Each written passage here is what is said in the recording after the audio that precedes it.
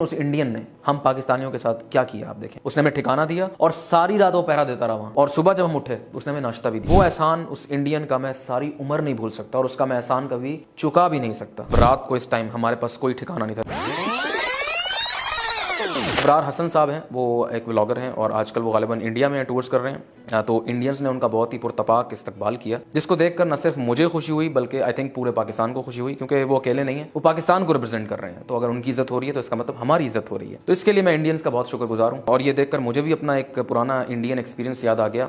आज से कोई 10-12 साल पहले मैं यूके में था, पढ़ रहा था, अपना मास्टर्स कर रहा था। जब आप यूनिवर्सिटी में जाएंगे ना तो आपको जो चीज़ महसूस होगी ना वो ये होगी कि इंडियंस जो है ना वो आपके सबसे अच्छे दोस्त होंगे। क्यों?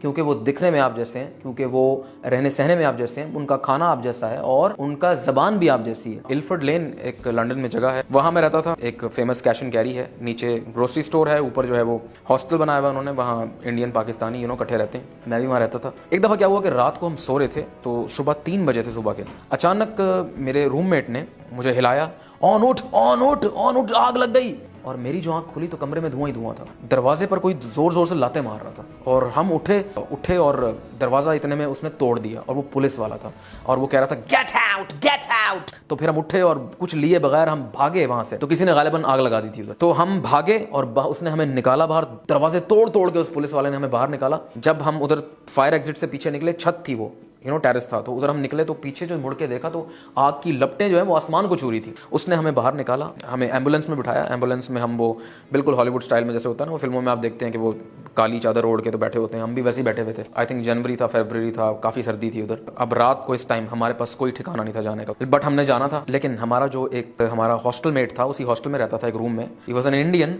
उसने हमें कुछ, यानी हमारे में से कुछ दोस्त तो ऐसे थे जिनके लिंक्स थे, दोस्त थे, वो चले गए, कुछ हम लोग रह गए थे, हमारे पास कोई ठिकाना नहीं था। और उस लड़के से हमारी थोड़ी सी कोई बातचीत थी। Was a funny guy, friendly गाय।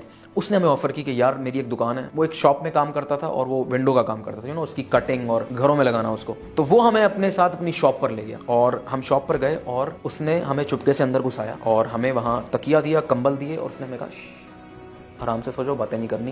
क्योंकि अपेरेंटली उसका एक बॉस भी था और उसको अगर पता लग जाता कि इसने अपने मेरी शॉप में इसने बंदे ठहराए हुए हैं तो उसकी जॉब जा सकती थी। लेकिन उस इंडियन ने हम पाकिस्तानियों के साथ क्या किया आप देखें। उसने हमें ठिकाना दिया और सारी रात वो पहरा देता रहा वहाँ, और सुबह जब हम उठे उसने हमें नाश्ता भी दिया। और जब हम कंफर्टेबल हो गए उसके बाद हम उससे इजाज़त ली और फिर हमें हमने अपनी जगह ढूंढनी शुरू की, हमने रेंट की, हमें घर मिल गए और हम वी वर कंफर्टेबल। बट वो एहसान उस इंडियन का मैं सारी उम्र नहीं भूल सकता और उसका मैं एहसान कभी चुका भी नहीं सकता। इंशाल्लाह जब भी मौका मिला मैं लंदन वापस जाऊंगा, उससे ज़रूर मिलूंगा।